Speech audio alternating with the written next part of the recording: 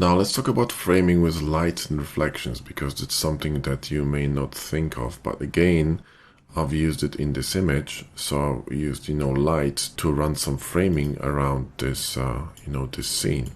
There are a lot of lights in here, and they're all kind of framing this middle part here.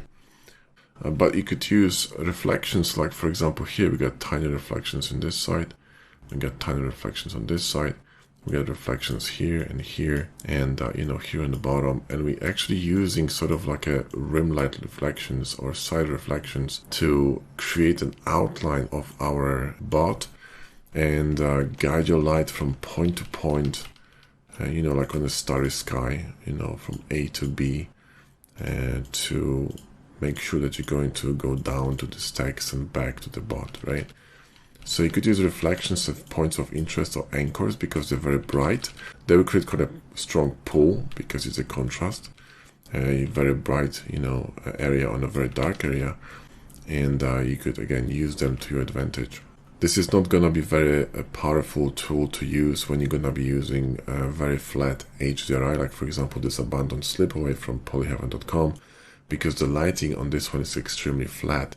If you would like to use reflections as as a guidance or some kind of a framing tool, then I would recommend you use different HDRI or actually lamps. Like for example is what I've done here in this image with this Mac, right? So what I've done is this is actually done in Eevee.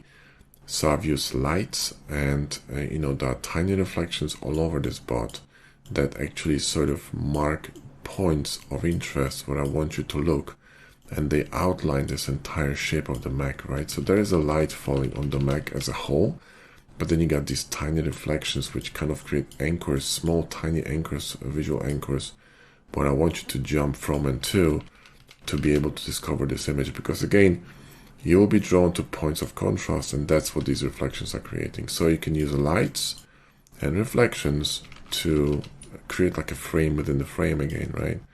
And that's the main frame, and then you got this frame within the frame here, framing this entire image all around, guiding your eyes, okay?